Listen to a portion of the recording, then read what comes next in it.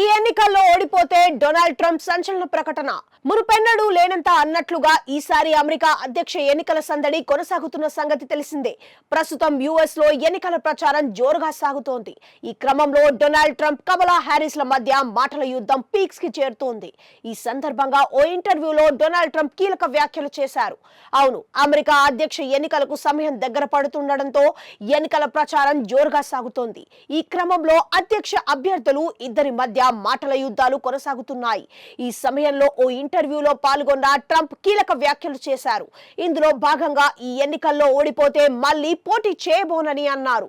November 5న జరగబోయే ఎన్నికల్లో ఓడిపోతే మళ్లీ పోటీ చేయబోనని, ఈ నిర్ణయానికి కట్టుబడి ఉంటానని ట్రంప్ ప్రకటించారు. ఈసారి విజయం సాధిస్తాననే నమ్మకం ఉందని వెల్లడించారు.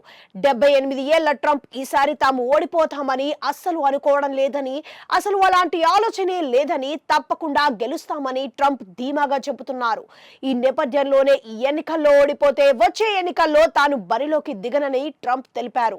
ఇక ఈ ఎన్నికల్లో తాను విజయం సాధిస్తే దాని వెనుక ముగ్గురి పాత్ర కీలకంగా ఉంటుందని అన్నారు. ఇందులో భాగంగా Kennedy junior, Elon Musk, Tulsi గబ్రార్డ్ల పేరు ప్రస్తావించారు ట్రంప్. వీరిలో ఆరోగ్యం, పర్యావరణంపై కెనడీ జూనియర్ వర్క్ చేస్తానని, దేశంలోని చెత్తను తొలగించడం కోసం మాస్క్ పనిచేస్తారని, అడ్మినిస్ట్రేషన్ లో తుల్సీకి అనుభవం ఉందని ట్రంప్ తెలిపారు.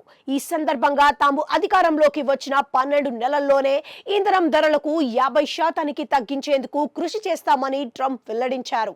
ట్రంప్ కు కమలా హ్యారిస్ కొత్త ప్రపోజల్. కమలా హ్యారిస్ తో ఇటీవల జరిగిన ఓ డిబేట్ లో ట్రంప్ తలపడ్డాడనే చర్చ మొదలైన సంగతి తెలిసిందే. దీంతో కమలాతో మరోసారి ఓపెన్ డిబేట్ చేయబోనని ట్రంప్ ప్రకటించారు. ఈ క్రమంలో వచ్చే నెల 23న CNN వేదికగా జరిగే డిబేట్ కు తాను సిద్ధమని ప్రకటించిన కమలా హ్యారిస్, డొనాల్డ్ ట్రంప్ కూడా ఈ డిబేట్ కు అంగీకరించాలని పేర్కొన్నారు. అమెరికా ప్రజల కోసం ఆయన పాల్గొనాలని, ఎన్నికల ముందు ఒకసారి ఓటర్లను ఉద్దేశించి మాట్లాడాలని ఆమె అన్నారు. కానీ ప్రత్యర్థి మాత్రం తప్పించుకునేందుకు కారణాలు వెతికే పనిలో ఉన్నారని అన్నారు. ఇక ఇటీవల NBC న్యూస్ విడుదల చేసిన పోల్లో కమలా హ్యారిస్ కు 48% మద్దతు పలికితే ట్రంప్ కు 40% మంది మద్దతును పలికారు.